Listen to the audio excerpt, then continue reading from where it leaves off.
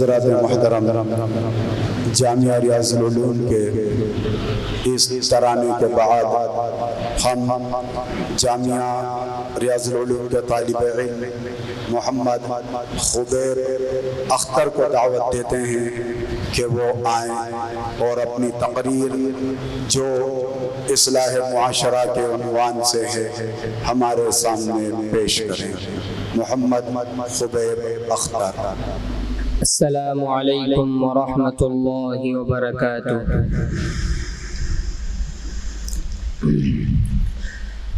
الحمد للہ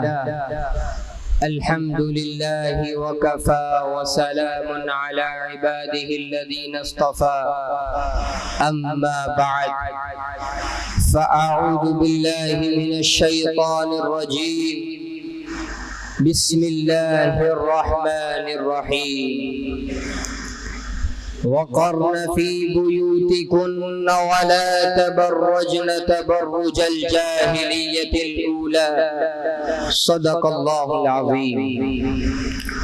حضرت صدر جلسہ، مہمانان عظام، مشفق و مربی اساتذہ کرام اور سامعین ذی احتشام،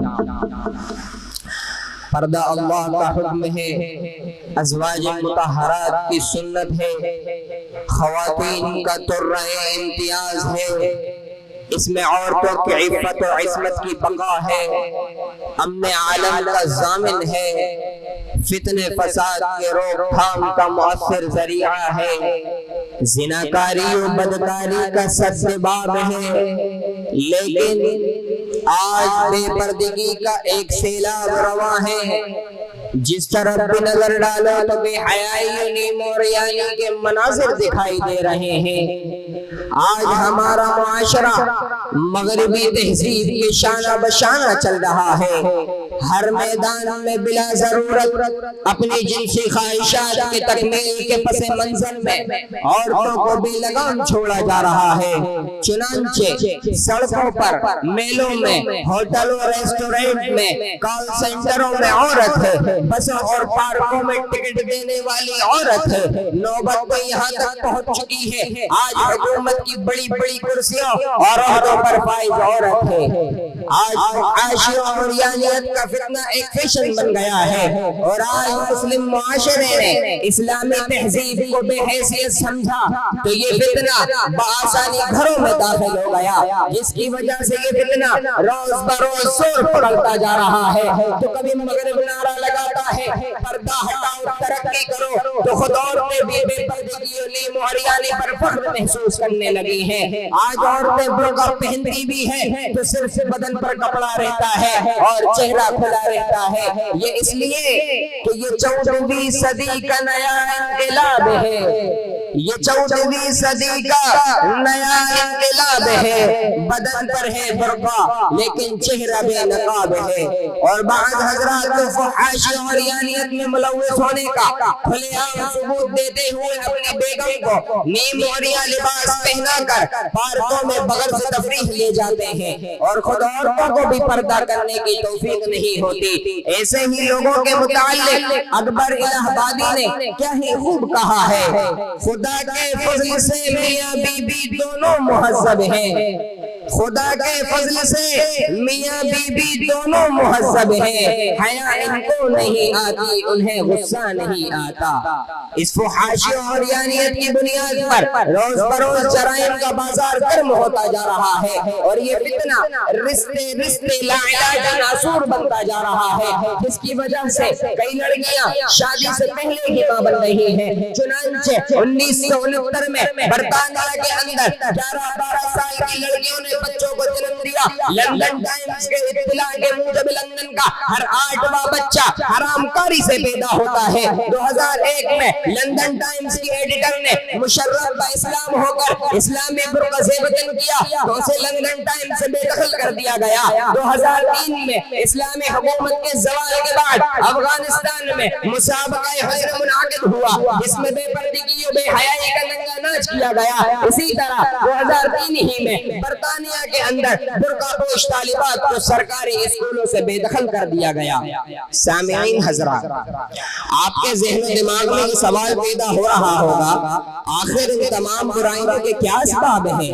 کن چیزوں کی بنیاد پر اتنے جرائم وجود پذیر ہو رہے ہیں؟ تو سن لیجئے، ان برائیوں کے اسباب میں بے حیائی و شرم و حیا کا فقدان ہے۔ پیارے رسول صلی اللہ علیہ وسلم کا فرمان ہے، اذا لم تستحی فاصنع ما شئت، جب تم میں حیا باقی نہ رہے تو جو جی میں آ جائے کر لو۔ اسی طرح اس فتنے کے اسباب میں روشن مستقبل کے نام پر بے حیائی و بے پردگی کی ترویج ہے، اخبار و رسائل میں عریانیت کی تشہیر ہے، نوجوانوں کے مخلوط تعلیم جیسے امراض، مغربی تہذیب کی دلچسپی، دینی تعلیم سے دوری، اللہ کے قرآن رسول اللہ صلی اللہ علیہ وسلم کے فرمان سے لاپرواہی، تفریقوں اور پارکوں کی کثرت، نوجوان لڑکوں اور لڑکیوں کی دوستی، مسلمانوں کی دینی غفلت، مال کا جنون اور سرپرستوں کی صحیح تربیت میں نہ ہونا ہے۔ ارے اس فتنے کا سب سے بڑا سبب گھر میں رکھا ہوا ٹی وی کا ڈبہ اور کمپیوٹر میں لگی ہوئی انٹرنیٹ کی تار ہے۔ فلمی ایکٹروں کو اپنا آئیڈیل بنانا اور عورتوں کا ناگن جیسا جھومنا اور کھلا کھلا گھومنا ہے۔ اس بے حیائی و بے پردگی کے فتنے کے سرباب کے لیے سب سے پہلے خواتین کی ذمہ داری ہے وہ خدائی فرمان قل للمؤمنات یغضضن من ابصارهن ویحفظن فروجهن، یعنی مومن عورتوں کو چاہیے اپنی نگاہوں کو نیچے رکھے، اپنی شرمگاہوں کی حفاظت کرے، اس فرمان کو اپنا کر بدنگاہیوں بے احتیاطی سے اجتناب کرے۔ یدنین علیہن من جلابیبہن، والے فرمان کو ملحوظ رکھ کر برقع پہن کر باہر نکلے۔ ولا یبدین زینتہن الا ما ظہر منہا، والے فرمان الہی کو پیچھے نظر رکھ کر اپنی ادنا سی جھلک بھی غیر محرموں پر نہ ڈالیں۔ مثل الرافلۃ فی الزینۃ فی غیر اہلہا کمثل ظلمۃ یوم القیامۃ لا نور لہا، یعنی جو عورت بن صبر کر غیر محرموں کے سامنے ناز و نخرے سے آئے گی، اس کی مثال قیامت کے دن ایسی تاریکی سے ہے جس میں نور نام کی کوئی چیز نہ ہوگی۔ اس حدیث کو سامنے رکھ کر غیر محرموں کے سامنے آنے جانے سے مکمل اجتناب کریں۔ ما من امرأة تضع ثيابها في غير بيت زوجها الا هتكت الستر بينها وبين ربها، والے فرمان کو سامنے رکھ کر برہنگی و نیم برہنگی سے پرہیز کریں۔ نوجوان لڑکیوں کو چاہیے وہ کسی لڑکے کو اپنا بوائے فرینڈ نہ بنائے، گھر میں رہ کر پردے کی یال سے باہر نہ جھانکے۔ نوجوان لڑکوں کو چاہیے وہ بھی کسی لڑکی کو اپنی گرل فرینڈ نہ بنائے۔ رب کاسیۃ فی الدنیا عاریۃ یوم القیامہ، والے فرمان کو سامنے رکھ کر پتلا نیم براہنہ لباس زیبدل نہ کریں۔ گھر کے بڑے افراد اور ذمہ داروں کو چاہیے کہ الا کلکم راعٍ وکلکم مسئول عن رعیتہ، کہ تم میں سے ہر ایک ذمہ دار ہے، ہر ذمہ دار سے اپنے ماتحت کے بارے میں سوال کیا جائے گا۔ اس فرمان کو سامنے رکھ کر اہل خانہ کی مکمل نگہداشت کریں۔ گھر میں رہنے والے افرادوں کو چاہیے کہ وہ بھی ایک دوسرے سے پردہ کریں، ورنہ نتیجہ یہ ہو سکتا ہے پردہ دری کا یہ نتیجہ نکلا، پردہ دری کا یہ نتیجہ نکلا، جس کو سمجھے تو بیٹا وہ بھتیجا نکلا۔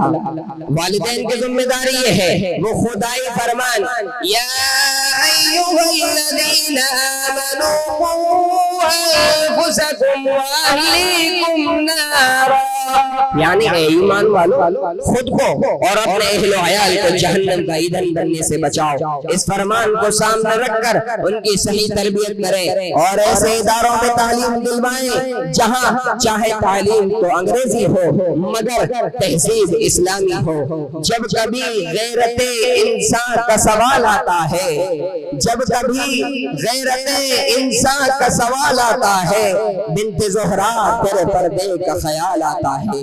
السلام علیکم ورحمۃ اللہ وبرکاتہ۔ اصلاح معاشرہ کے تعلق سے ایک اہم عنوان بے حیائی اور بے پردگی کا سیلاب، اس پر ہم ابھی بہت قیمتی نصیحتیں سن رہے تھے۔ اللہ تبارک و تعالی ہمیں ہماری بہنوں اور بیٹیوں اور ہماری تمام تر مستورات کو ان اللہ کے فرامین قرآن کی آیات پر عمل کرنے کی توفیق عطا فرمائے، اور پردے کا جو حکم ہے اس کی اہمیت کو سمجھ کر عظمت کے ساتھ اس پر عمل کرنے کی توفیق عطا فرمائے۔